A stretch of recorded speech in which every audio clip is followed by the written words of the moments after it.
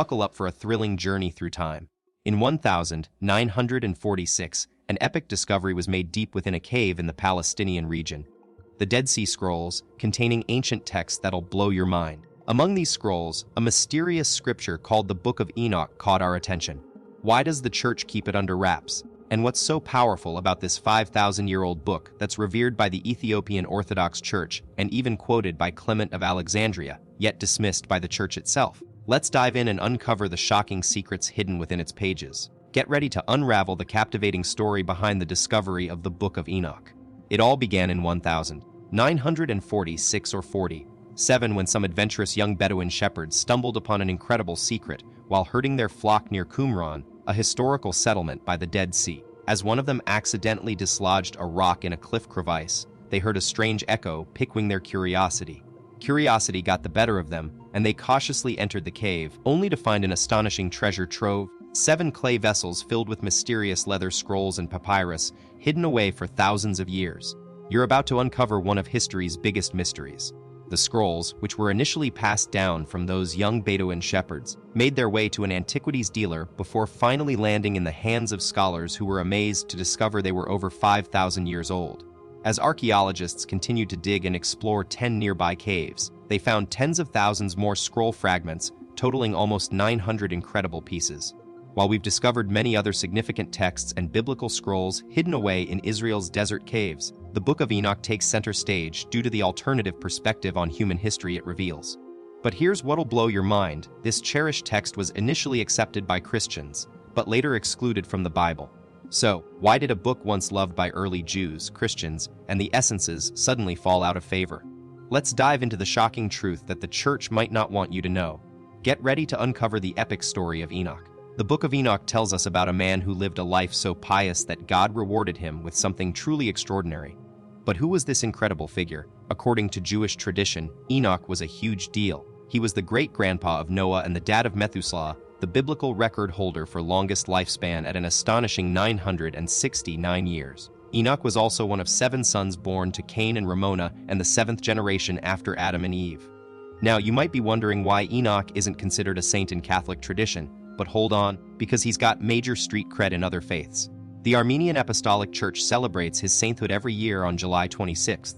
And if that wasn't enough, Enoch is also super important in Islam, where he's revered as the second prophet Idris. Buckle up, this ancient figure's significance spans way beyond just Judaism and Christianity.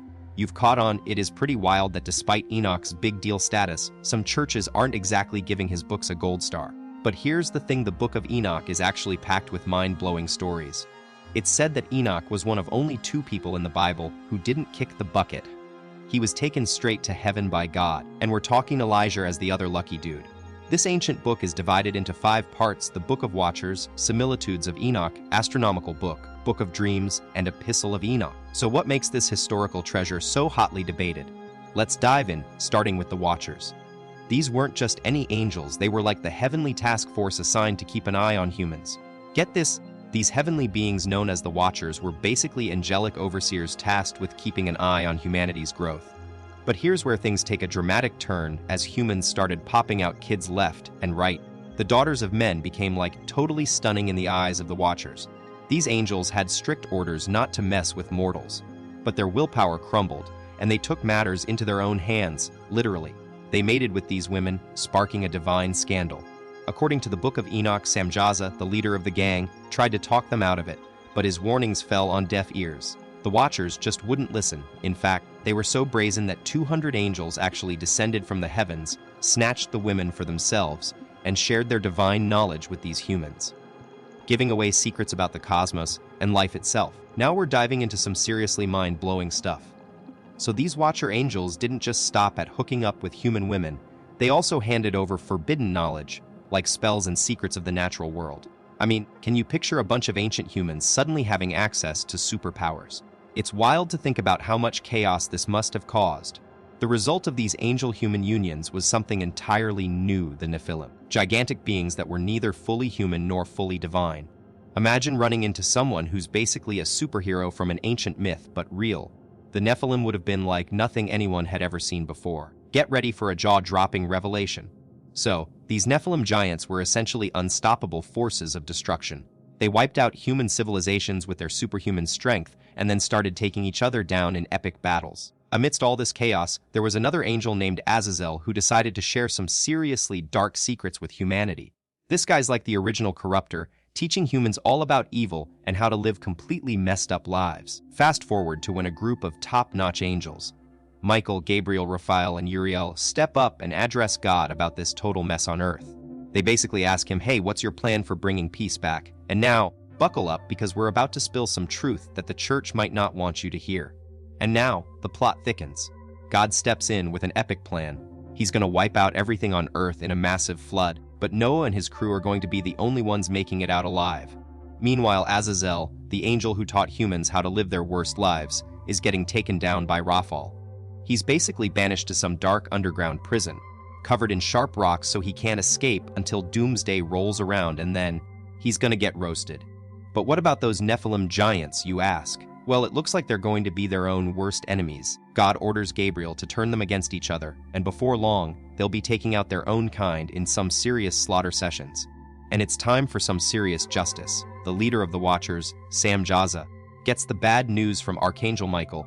He and his crew are going straight to the bottom of hell, but not before they get to see their Nephilim kids take a major hit. Apparently, these giants will be taking each other out for 70 generations, which is basically an eternity. But what's even cooler? This story actually shows up in other parts of the Bible too, like in Genesis, where we learn that some pretty powerful beings thought human women were super attractive and decided to marry them, likes. And guess what? Jude, one of Jesus' bros, drops a mention of the Book of Enoch in his own letter, showing just how important this ancient tale is. Let's dive into the fascinating world of biblical scholars and get real for a second. Jude actually references the Book of Enoch in his letter, quoting that ancient text word for word. It's like a secret handshake between these two old texts. But here's the thing, just because the Book of Enoch gets some details, right, doesn't mean it's all legit. The church is super picky about what makes it into the Bible, and the Book of Enoch doesn't quite cut it. It didn't get the thumbs up from those early Christians who decided what scriptures to include. Can you imagine if this book did make the cut? It would change everything. We'd have a whole new level of insight into our biblical heroes and villains, but also some serious questions about its accuracy and authority. Mind blown, right? Whoa, let's talk about the big picture here. If the Book of Enoch suddenly became part of the Bible, it would shake things up in a major way. Think about it, our entire understanding of human history could be turned upside down. According to this text, fallen angels messed around with humans, resulting in giant offspring who basically ruined everything. Then, there's that massive flood we all learned about in school. But now, it wouldn't just be Noah and his family riding out the storm, it'd be a whole different story. It's wild how similar these legends are across cultures and religions, right? It's like they're trying to tell us something big. The church might not